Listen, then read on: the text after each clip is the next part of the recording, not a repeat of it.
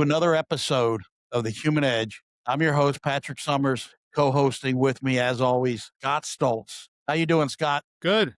I had a couple interesting experiences this week, one of which we're going to talk a little bit about today. You're pretty active in your hometown, or I should say, you're where you reside in the community and the community at large, as it pertains to the business community and some of the groups and things they have going on. Correct? I met a gentleman here who has already accomplished a lot in his, I'm in the greater Phoenix area, and he's already accomplished a lot in his career. But he decided to, because he was so enthralled with AI over the last 8, 10 months, that he started to put together these complimentary AI gatherings where we would learn from each other, share, teach, and just dive in.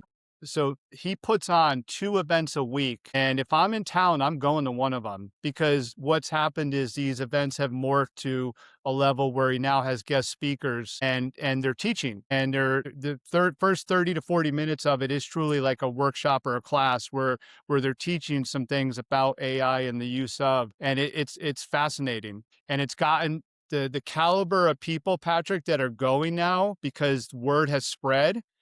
Remember, it's interesting because the greater Phoenix area, the valley here in Arizona, it's a good market. There's a lot of work here, but it's not necessarily known as a technology hub. So he's kind of worked really hard to draw people out who have interest in AI, and just the caliber of people who've been going has increased, so that the depth of the conversations has gotten better and better, more technical. And I'll tell you what, the one I went to yesterday was very eye-opening on several levels. Let's just focus on these workshops for a minute. I think that is a great concept, and I got to imagine there's a need for it in just about every city. I know you and I are going to be a part of a panel and speaking in a couple weeks for the Chamber of Commerce is putting on an AI event, and I got to believe these workshop concept things are going to have to become more and more prevalent because there's such an interest in it, and it's amazing how little people know about AI, the various platforms, and how they work. So it's kind of cool to hear that somebody has taken this upon themselves in your market to do it. I think it's not a tech hub, but I think it's a great area. There's a plentiful population there, a lot of different opportunities. I want to hear about your takeaways because you were sharing, you had some pretty exciting takeaways or aha moments, whatever you want to call them, from your last session. Have you sat in any workshops or classes where they're going a little bit more underneath the hood on how AI is working in the background? Not in great detail. I have been in certain sessions when they had these AI summits and stuff that I was at a year ago, and they touch on it, but it was mostly very surface level stuff. Okay. So I'm finding that my thinking and outlook on AI is evolving, but in a good, healthy way, a practical way, and also a very realistic way. But when I left yesterday's event, because I always stay for a while and talk to people afterwards, and it was a mostly technical audience or crew, I talked to the guest speaker, who taught us a lot about usage, markdown files, the context windows, how all that works so that you can set it up in such a way so you're not using so many tokens. And especially, this stuff is very applicable at work in business, because if a company is going to roll this out and improve processes or change processes, leveraging AI, these are all things that are going to be happening in the background. So I was sitting there during the class, and I was thinking to myself, as this gentleman was teaching, I'm like, number one, this this is definitely doable for anybody with a coding or technical background. But if you don't have that background and you need to still learn, at the very least, how to manage your usage of AI in your role, this is going to be really hard. I was feeling that, thinking that as I was watching this, because I'm a day-to-day user, but I'm not very technical, and I've never coded before. And I was like, wait a minute, what's the name of that file again, or how do you set that up? And the other thing, though, was after the class, when I was talking to people and I was asking them very specifically, I wanted to hear what they said, including the instructor. Well, how are you rolling this out where you work? or how do you think people who are novice users of AI, or, they're interested, but they haven't really leveraged it much, especially at work, how are they going to pick all this up? What's that going to look like? Now, this is not a slight against anybody. I met some awesome people yesterday, so this is not a critique of them, but I'm going to call it like it is, Patrick. You know what I heard? Well, they just got to figure it. They just have to learn it. I heard this from several. Well, they just need to learn it, or hire somebody to come in and do it, because now we're inundated. You see online all these people who are building agents for companies and businesses, which again is fine. It's great that those services are out there. But I go back to my corporate career, and here's like the punchline, and I'm going to be curious what you say about this. I worked in for two software companies in the 2000s on a lot of big implementations in large companies, clients of ours. And I was always on the client relationship side, and I saw how this stuff worked. Now I know it's 20 years later and the world has changed, but I'm telling you right now, here's a big light bulb that went off with me yesterday. These rollouts in organizations, not everyone, not every company, but a lot of these companies, they're going to be slower, they're going to be harder, they're going to be more painful, and they're going to cause a lot of people to really think hard about this. Am I interested in self-preservation and making sure my job, I keep and hang on to my job, and I'm okay for the next few years? Or am I going to collaborate and raise my hand and say, I don't know what I'm doing, I need help, and can we figure this out together? Not a new concept at work, right? You have people who have, I'm going to, kind of just stay in my lane and do my thing, or no, let's all collaborate and figure this out together. I would usually fall into that group, as you know, Patrick. But I'm telling you, I think more than ever, the timeline of getting a lot of AI technology not only implemented but working in the proper way with the proper oversight is not going to take a year or two. It's going to take 5, 8, 10 years. And I think this is going to really push people in a good way. You have to make a decision. Are you going to be, I'm only going to worry about myself, which for some people I can see, if you have a few years left in your career, that's not bad. Or am I going to say, can we all like get in a room and start figuring this out together? Because if you're not doing that and you're not learning with others and you don't have a really strong technical background, it's going to be really difficult for you. What we're doing, Patrick, and for our audience out there, I really want you to think about this is, and again, some companies are going to be very well set up. They have the resources, infrastructure in place. So their AI adoption probably in some places is already going pretty well. A pharma company already has really good systems in place. And I bet you some of the AI leverage in those organizations goes pretty well.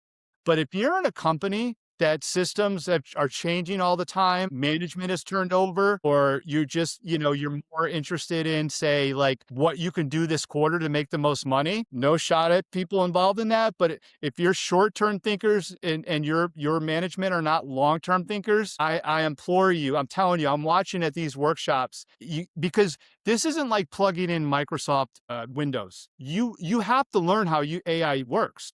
You have to, you can't just enter a sentence into a chat box. You have to learn how it works, and you're gonna have to absorb that. And it's doable. It's very doable, but it's going to be pretty difficult, and you're going to need to lean on others and ask for help. And I think a lot of companies are going to have to band together as they push this out. So the first thing I think of when you're describing this is no different than when the PC came out and even Windows came out. You had to learn it. You had to figure it out. You had to learn email.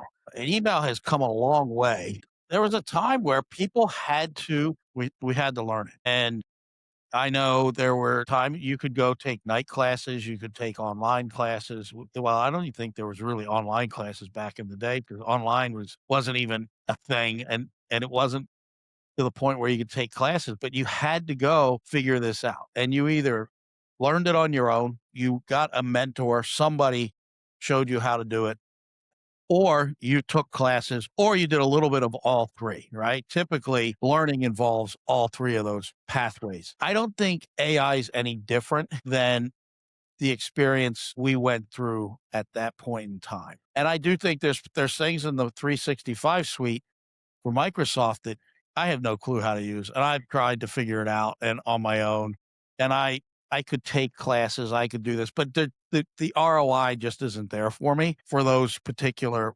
programs. So I think AI is the same thing. The advantage with AI though is the self-learning aspect and the teaching. We got an episode coming out soon on prompting. And if you can prompt and if you can figure out prompting and you can get comfortable with what AI platform is best for which task or project, I think you'll figure it out. I mean, like I've been building programs. I haven't been building them. AI's been building programs and I don't know code, but I know what I want. I have a vision and I know enough about prompting that I can write the right prompts to create it. So I believe that the part that's be challenging is integrating it. And which goes back to our first episode on the whole purpose of this and takecontrolai.com and what we're pursuing to help people out with because figuring out how to use the tools or what to use the tools for, to me, that's the easier part. Now, if you want to get under the hood, right? Look, you can be a world class race car driver and not know how to work on the engines or the transmissions. You can be totally uncomfortable with a wrench in your hand, but you can take that car around the lap, around the track, and put out fast lap times that put you in championship level, right?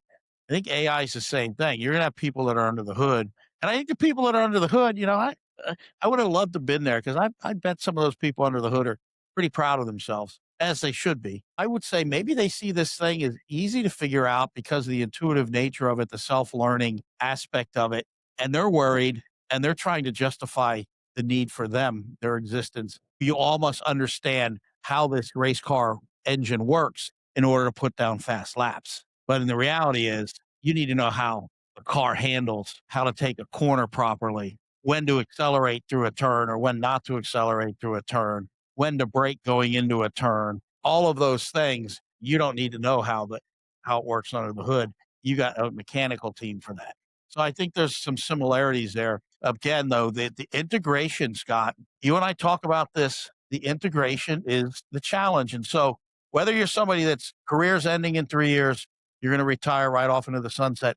You're going to be with a company for the next 20 years. Doesn't happen that much anymore these days. Wherever you are in your career, if you're going to be going to different companies to advance your career and chasing opportunities, or you're going to stay at the same company, you do have to figure it out. And to me, the figure out is how do I use it? How does the company want me to use it? What are the do's and don'ts? And how do I integrate with it? It's consistent with how the company wants me to integrate with it. And therein lies a lot of the issue because the companies aren't clear in that messaging. Yeah, that's definitely a problem. I have 3 or 4 things running through my head. I know there's definitely a lot of credence to what you're saying. In theory, I agree with you. I what I'm doing is I'm nitpicking some little micro examples or realities out. I think number one, and I used to work with a ton of early in my career when I worked for those software companies. I worked with technical people all the time, but they have a different mindset with this stuff. So for them, it's not that it's going to be easier, but they're just going to expect everybody to keep up. So you're going to need buffers. You're going to need management that can help the people who are not technical, or at least provide the guidance as to how they're being brought into these implementations or integrations.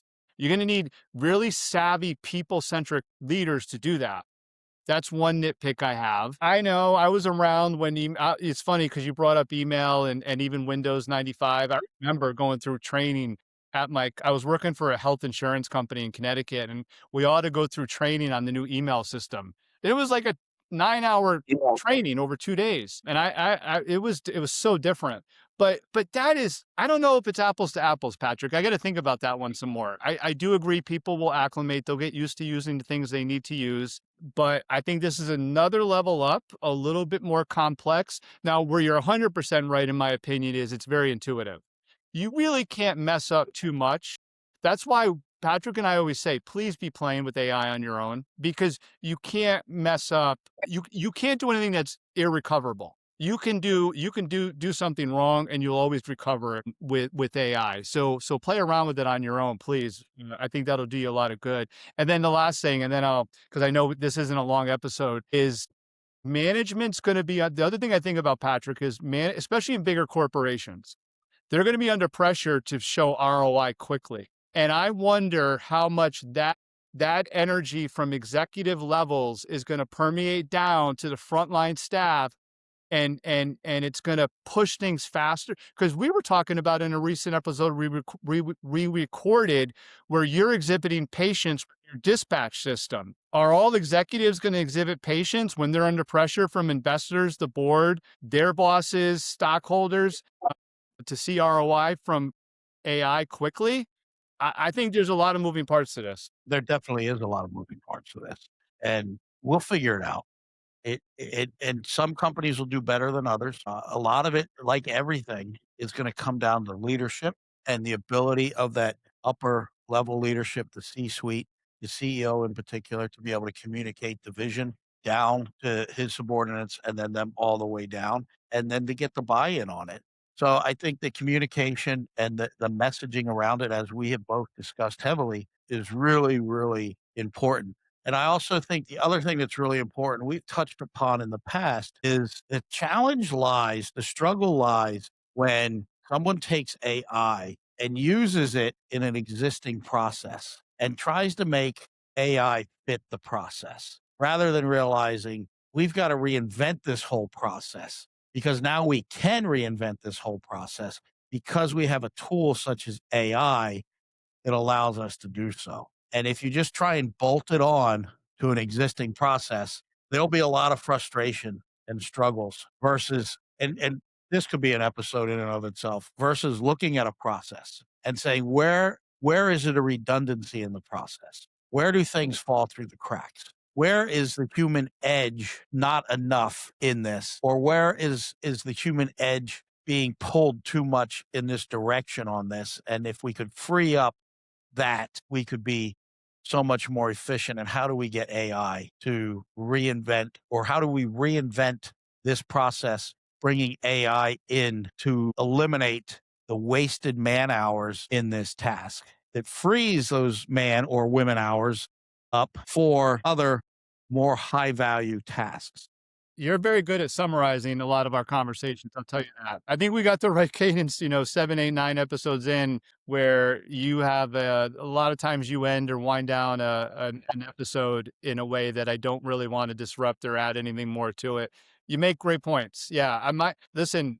I hope some of our audience members are not only taking away little nuggets, but our intentions are to help, and we want to build trust with not only our audience, but just anybody that Patrick and I work with in our regular channels. And I think Patrick, are going to lean into people, to others whom they already trust or build a trust with, because this is heavy stuff. It's good, it's exciting. When I get on one of these riffs, believe me, I'm all in on AI and I love it. I'm a big believer and backer of it. I just want to see people set up for success, and surround yourself with people that you trust. Reach out to Patrick and I, jump on a 15-minute call with us about, what you're seeing in your organization, and we'll help you out. We'll give you honest feedback. And, we just want to keep learning ourselves. That's the thing. We're learning every week. So that's all I got to say. We are really grateful for those who tune in or listening to us. You can find us anywhere you can find a podcast. And we're also on YouTube if you want to see our smiling faces. Truly appreciate the support. Liking and sharing the show is the ultimate compliment you can give us. We also appreciate feedback. Check out our website, takecontrolai.com. That's a wrap on another episode of The Human Edge. And until next time, you know what to do. Stay connected.